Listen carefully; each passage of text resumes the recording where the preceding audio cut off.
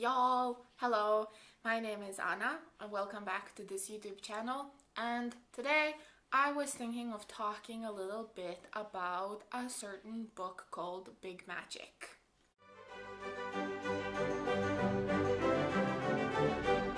Now, recently I have been going through a little bit of a stage where I really don't know where my music career is going, and I don't know if I want to continue working in it.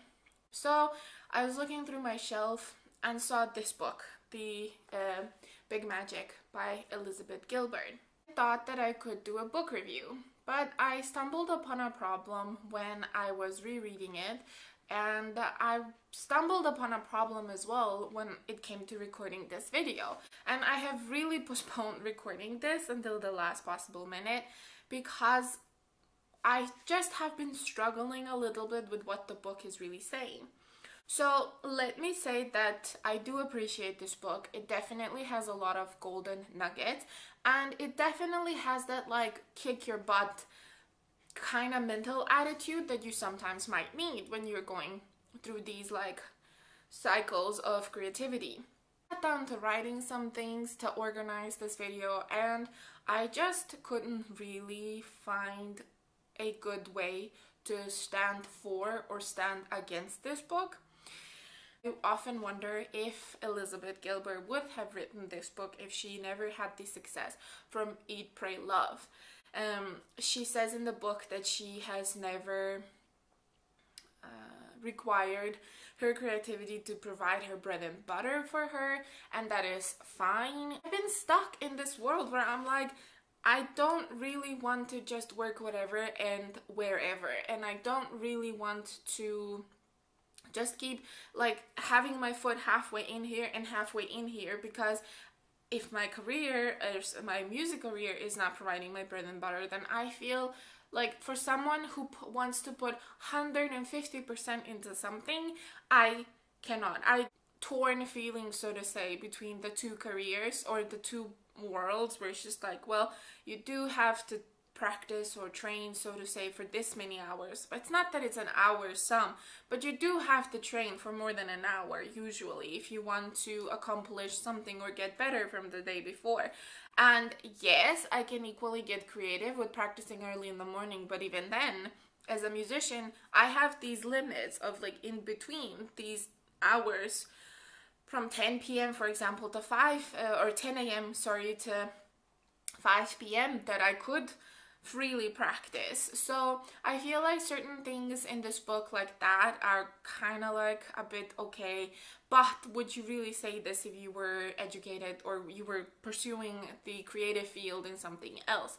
Now, on the other side, something that was really interesting was that she kept talking about fear being boring, and I definitely agree, and how you cannot just wait for passion to strike you, that you always have to work on your creativity, and that is definitely a fair point, and I do appreciate, like I said before, the kick butt attitude of this book.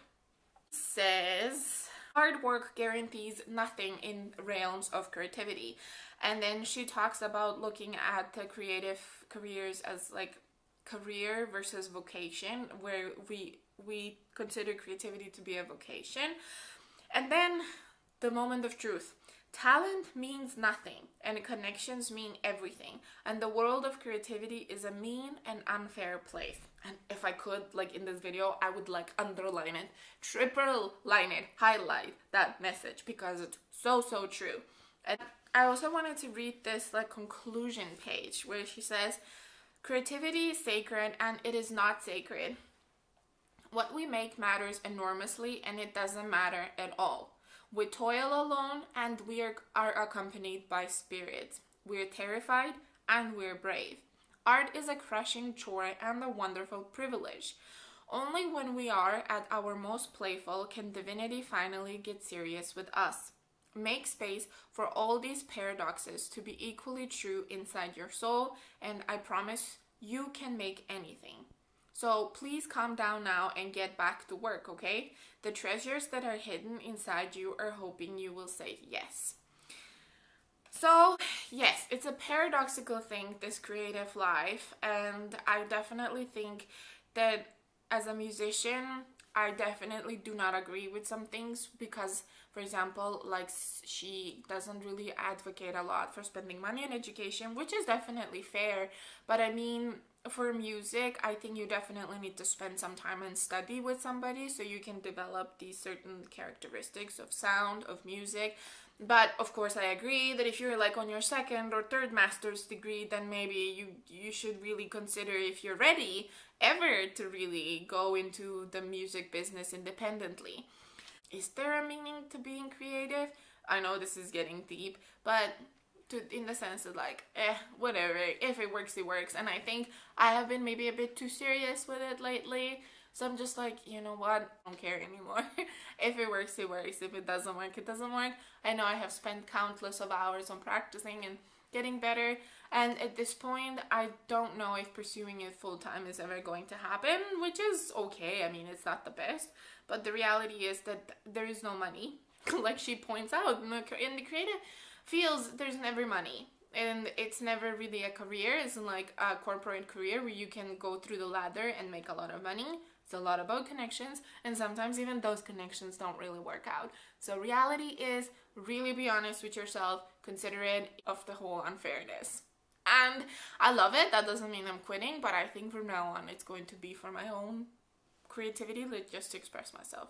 Because nobody really talks about it, and of course nobody's gonna talk about it in a music school because everybody needs to make money. So of course your teacher is gonna say like, yeah, you need to go to this and this camp because this and this teacher is teaching, because this and this other teacher has to make money.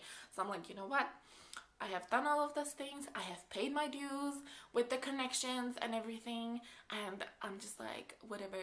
Really, if it works out, it works out. If it doesn't work out, it doesn't work out. But I know, I'm like, I don't want to be working in just whatever, because I also know that that's not me. So maybe I'm just not cut out for the creative life. And I don't know, maybe that's also a paradox according to the big magic. So nothing is for sure, nothing is secure.